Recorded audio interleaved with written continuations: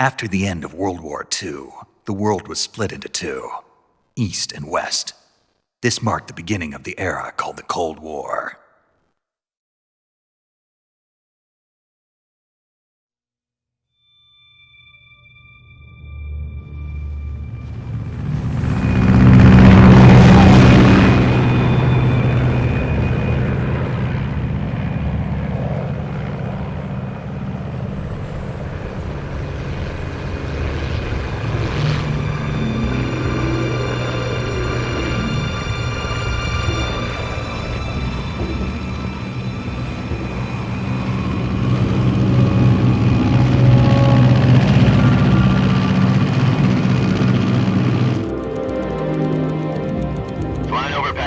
Altitude 30,000 feet. Approaching Soviet airspace. 20 minutes to drop off. Commencing internal depressurization. Equipment check. Arm main parachute. All right. You ready to go? Drop zone still showing a high pressure mass. Cav okay. Good. We've got high visibility.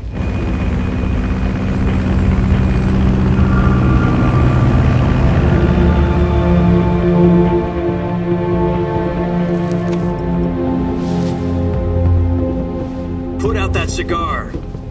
Connecting oxygen hose to interior connector. Put on your mask.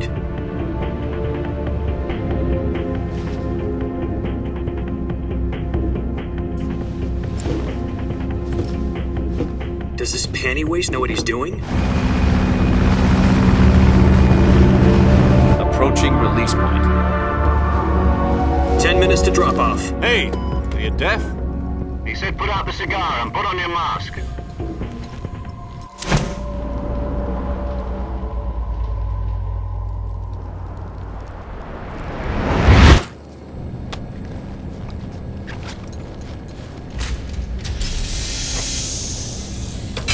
Depressurization complete. Checking oxygen supply. 6 minutes to drop off. Opening rear hatch.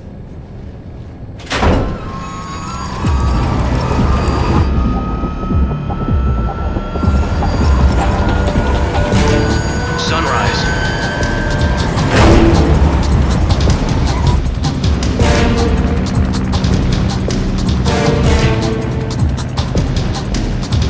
External temperature minus 46 degrees Celsius. 2 minutes to drop off. Stand up. You'll be falling at 130 miles per hour. Try not to get frostbite from the wind chill. 1 minute to drop off. Move to the rear. Activate bailout model. This is one for the history books. The world's first halo jump. 10 seconds to drop off. Stand by. Status okay. All green. Prepare for drop-off. Countdown. 5, 4, 3, 2, 1. Spread your wings And fly. God be with you.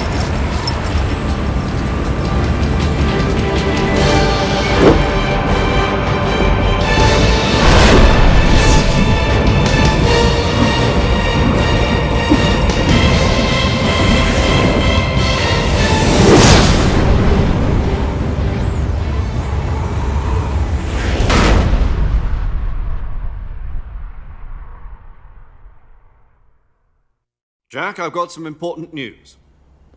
The head of the CIA has finally given us the green light for the virtuous mission. Virtual mission? No, the virtuous mission. The future of our Fox unit depends on it. If it succeeds, we'll be officially organized into a unit. Virtuous mission? Sounds like some kind of initiation ritual. You know, don't get cocky. This isn't a training op. Right. So what exactly is this wonderful mission? Well, about 2 years ago, a certain Soviet scientist requested asylum in the West through one of our moles. His name is Nikolai Stepanovich Sokolov. He's head of the OKB 754 Design Bureau, one of the Soviets' top-secret weapon research facilities, and the East's foremost expert on weapons development. Sokolov? Isn't he that famous rocket scientist? The very same.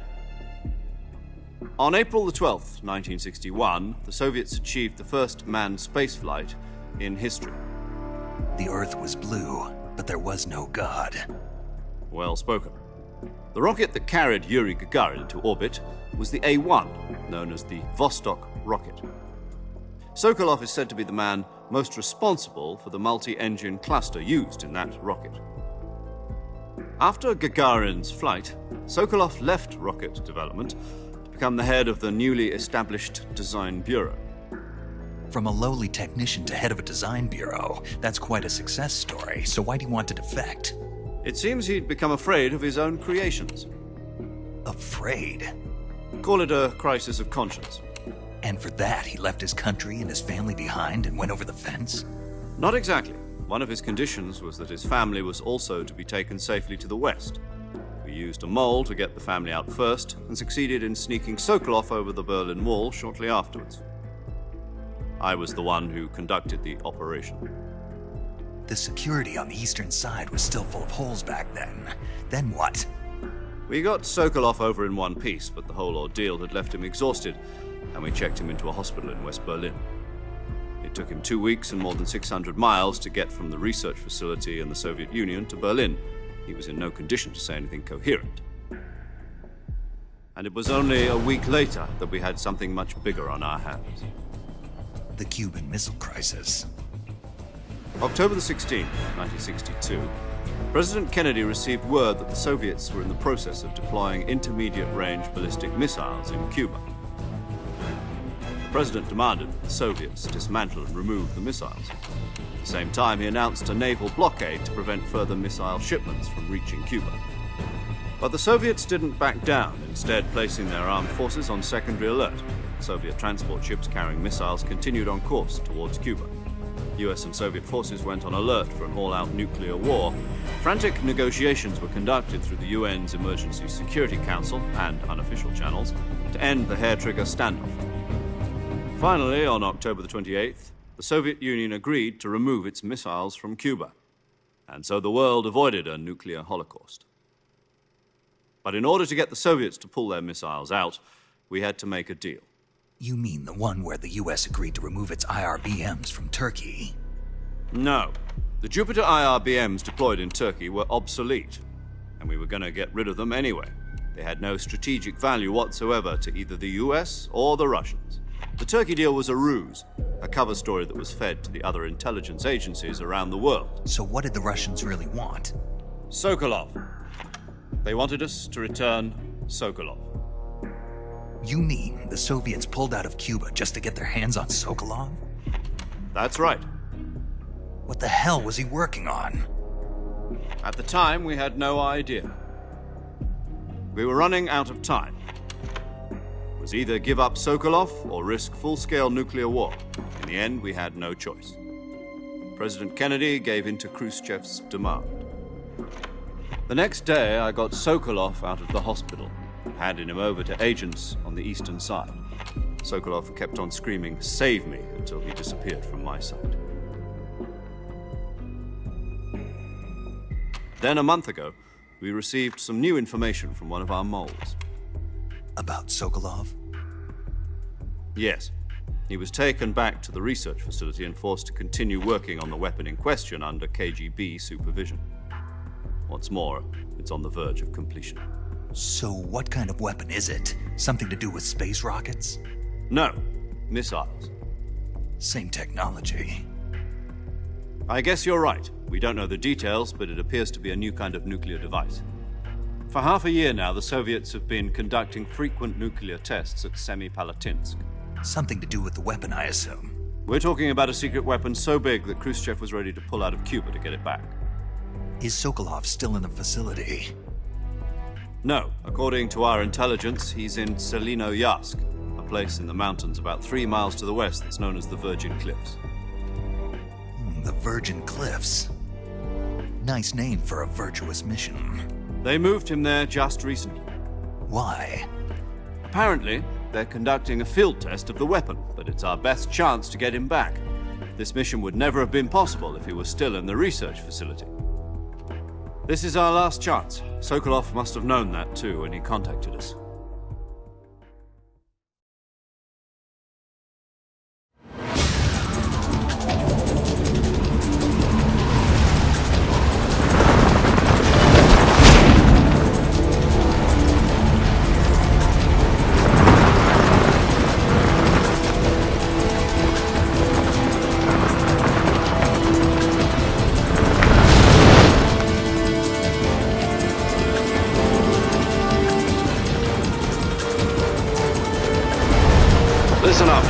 Your mission is to infiltrate Selino Yask in the Soviet mountains, ensure the safety of Sokolov, and bring him back to the West.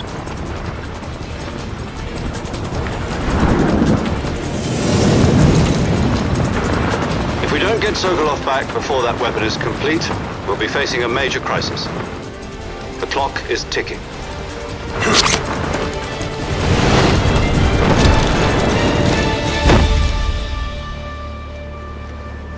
Once we've confirmed the rescue of Sokolov, stand by at the recovery point. A recovery balloon will be dropped at that point. Helium will be pumped into the balloon to inflate it. The process takes about 20 minutes. Once it's complete, the gunship's arm will latch onto the balloon and pull it up. The Fulton surface-to-air recovery system. I'm familiar with the theory. Take it easy. It's been combat-proven. Do you think Sokolov is up to it? The shock will be less than during a parachute jump, and the arm can handle up to 500 pounds. So you're planning on going over the border in a single combat Talon? She's equipped with two 6-barrel 20mm Vulcan cannons, as well as two 40mm machine guns. Sounds like she could hold her own against a battalion of tanks. Even with the fuel in the reserve tank, we're facing a 4-hour time limit. If all goes well, it shouldn't take more than a few hours. Home in time for dinner. But if anything goes wrong, you'll be eating dinner, breakfast, and all the rest of your meals in the jungle.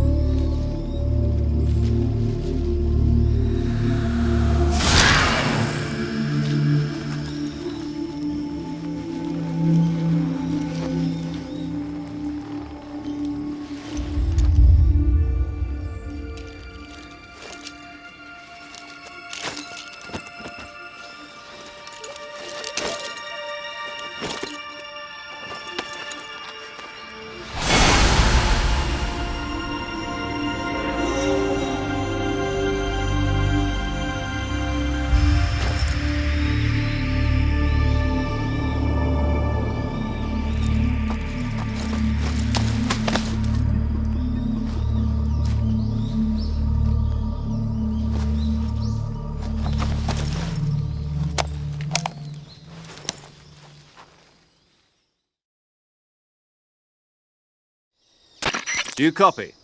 You're already in enemy territory, and somebody might be listening in. From here on out, we'll be using code names to refer to each other. Your code name for this mission will be Naked Snake. I'll be referring to you as Snake from now on. You're not to mention your real name. Snake? Oh, you don't like snakes? What do you mean? You've eaten one before, haven't you? In survival training. I'm glad to hear that. I don't know if I'd ever order one in a restaurant, but... Be careful, you might not have a choice. What about you, Major? What should I call you? Let's see. I'll be Tom. Call me Major Tom. This will be a sneaking mission. You must not be seen by the enemy. You must leave no trace of your presence. Is that clear? This kind of infiltration is the Fox unit's speciality. In other words, weapons and equipment are procured on site. That goes for food as well. You're completely naked, just as your name implies. Great. Now I see why you asked me if I like snakes. I suppose calling me Snake was your idea of a joke, too. No. There's a good reason for that. I'll tell you later when the time is right. Gotcha. Getting back to the subject, how exactly am I supposed to feed myself? You've been issued a knife and a tranquilizer gun. Use them to hunt for food. You'll also find some medical supplies in your backpack. Yeah, about the backpack. I lost it in a tree on the way down. I see. Well, you'd better go back and get it then. You know where it is? No problem. I can see it from here. It's stuck on a branch. To climb a tree, Stand in front of a tree that's covered in ivy and press the action button. I'll be monitoring your progress over the radio. We can't risk violating Soviet airspace, but I'll be in the gunship. My frequency is 140.85. I'll give you a call if I need to talk to you. If you need to talk to me, use the send function. Okay, Snake, go get your backpack.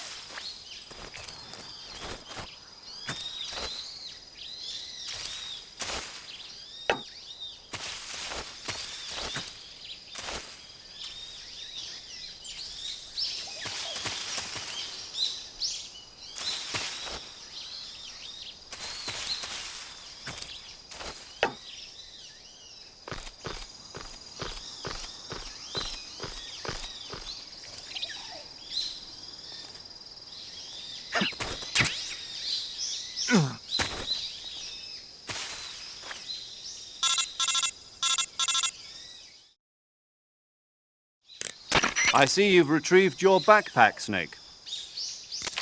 To equip a weapon, it's necessary to take it out of your backpack. In the survival viewer, choose Weapon from the backpack. Your available weapons will be displayed in a window in the upper left. From that list, choose the weapon you want to equip and press the Enter button. For other equipped items, just do the same thing from Item. Got it. Use the survival viewer backpack. Yep, that's right. Survival is fundamental to this mission. After you've been out in the field for a while, your stamina will start to drop. If your stamina gets too low, it'll affect your performance. You won't be able to shoot accurately, for example, and your wounds won't heal as smoothly. Keep an eye on your stamina so you don't run out. To recover lost stamina, you can hunt for local flora and fauna. You can use either your tranquilizer gun or your knife to hunt. My only weapon is a Mark 22 Hush Puppy tranquilizer gun? That's right. It's been fitted with its own suppressor. However, the suppressor will deteriorate every time you fire. Once its durability reaches 0, the noise suppression effect will be gone. So don't get too trigger-happy with it. The suppressor's durability is shown in the icon. Any weapons and equipment beyond what you're carrying now, you'll have to find as you go. I have to find my own weapons and equipment? Whose crazy idea was this anyway? Solo covert actions are standard Fox operating procedure. You can't leave any traces of your presence. No weapons, equipment, footprints, sweat, or bodily waste. The same goes for bullets and cartridges, too. Your presence in enemy territory is already a violation of international conventions of warfare. There aren't supposed to be any American soldiers in Russia. It could spark an international incident. You can't let anyone see you. You can't let the enemy know you're there. This is a stealth mission. You're a ghost, Snake, in every sense of the word. And there'll be no rescue if you're captured. The military and US government will deny any involvement in the affair. Then I'll just have to take care of myself, huh? I'm afraid so. You've been given a fake death pill for that purpose. SIS guidelines stipulate that soldiers on covert ops like this one be issued a potassium cyanide capsule. Tape it to your body so you can take it when you need to. How generous of you. Use it if you're taken prisoner by the enemy. It'll send you into a state of false death for a short time. Fooling them into thinking that I'm really dead.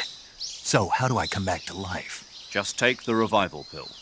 You mean that thing they put in my tooth before the mission? That's the one. But be careful. If you remain in a state of false death for too long, nothing will be able to bring you back. Remember that. I'll keep it in mind.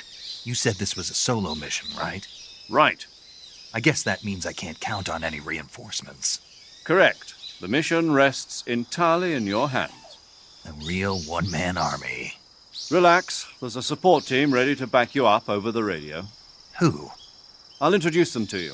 This time, survival is of utmost importance.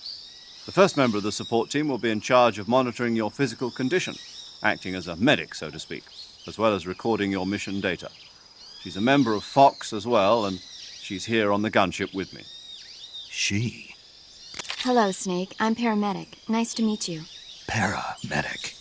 As in a medic who comes in by parachute. Aren't you going to tell me your real name? Are you going to tell me yours, Mr. Snake? My name, huh? It's John Doe. And they call you Jack for short. You're a regular Captain Nemo. A name means nothing on the battlefield. After a week, no one has a name. What's your name? Jane Doe. Very funny. I wasn't joking, but I'll tell you my name only if you manage to make it back alive. My frequency is 145.73. She's also in charge of recording your mission data. Whenever you want to save, send a message over the reserved save frequency, 140.96. So saving lets me record my mission data. That's right. It also records the state of your health. Good to know. There's one more person I want to introduce you to, Snake. Huh? Speaking of snakes, you remember the boss, don't you? A legendary soldier and your mentor. Actually, it was the boss that got the DCI's authorization in the first place. She's going to be serving as Fox's mission advisor. The boss is? She also helped me plan this mission. She and I were at SAS together. Jack, is that you? How many years has it been? Boss? That's right. It's me. Talk to me. Let me hear your voice. It's been 5 years, 72 days, and 18 hours. You've lost weight. You can tell just by the sound of my voice. Of course I can. I know all about you. Really? Well, I don't know anything about you. What's that supposed to mean? Why'd you disappear on me all of a sudden? I was on a top-secret mission. You didn't need me anymore. But there were still so many things I wanted you to teach me. No, I taught you everything you needed to know about fighting techniques. I taught you all I could. The rest you needed to learn on your own. Techniques, sure. But what about how to think like a soldier? How to think like a soldier? I can't teach you that. A soldier needs to be strong in spirit, body, and technique. And the only thing you can learn from someone else is technique. In fact, technique doesn't even matter. What's most important is spirit. Spirit and body are like two sides of a single coin. They're the same thing. I can't teach you how to think. You'll just have to figure it out for yourself. Listen to me, Jack. Just because soldiers are on the same side right now doesn't mean they always will be. Having personal feelings about your comrades is one of the worst sins you can commit. Politics determine who you face on the battlefield. And politics are a living thing. They change along with the times. Yesterday's good might be tomorrow's evil. Is that why you abandoned me? No, it had nothing to do with you. I already told you, Jack. I was on a top-secret mission. A soldier has to follow whatever orders he's given. It's not his place to question why. But you're looking for a reason to fight. You are a natural-born fighter, but you're not quite a soldier. A soldier is a political tool, nothing more. That's doubly true if he's a career soldier. Right and wrong have no place in his mission. He has no enemies and no friends. Only the mission. You follow the orders you're given. That's what being a soldier is. I do whatever I have to get the job done. I don't think about politics. That's not the same thing. Sooner or later, your conscience is going to bother you. In the end, you have to choose whether you're going to live as a soldier or just another man with a gun. There's a saying in the Orient, loyalty to the end. Do you know what it means? Being patriotic. It means devoting yourself to your country. I follow the president and the top brass. I'm ready to die for them if necessary. The president and the top brass won't be there forever. Once their terms are up, others will take their place. I follow the will of the leader, no matter who's in charge. People aren't the ones who dictate the missions. Then who does? The times. People's values change over time, and so do the leaders of a country. So there's no such thing as an enemy in absolute terms. The enemies we fight are only enemies in relative terms, constantly changing with the times. As long as we have loyalty to the end, there's no point in believing in anything, even in those we love. And that's the way a soldier's supposed to think? The only thing we can believe in with absolute certainty is the mission, Jack. All right, but do me a favor. What is it? Call me Snake. Snake. Oh, right. Your codename is Snake. It suits you well. That's right. The legendary unit that the boss put together during World War II was a snake.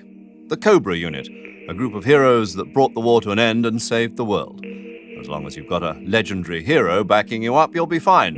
Isn't that right, Snake? Yeah, I can't think of anyone else I'd rather have with me. Oh, and one more thing, boss. Yes? It's good to hear your voice again. Same here. After all, who knows if either of us will make it out alive? Snake, you are always best at urban warfare and infiltrating buildings.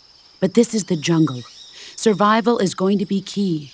Those CQC techniques I taught you are sure to come in handy. CQC?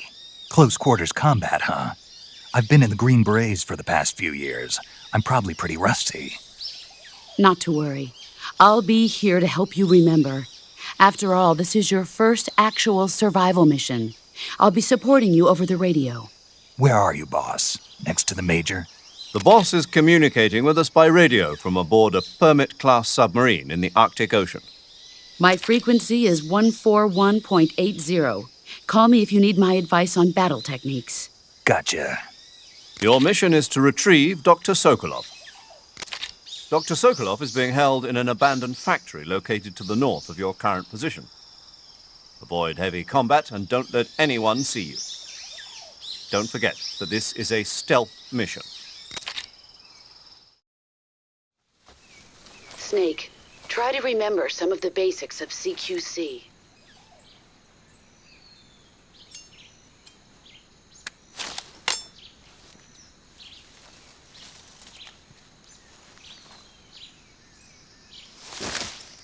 Commencing virtuous mission now.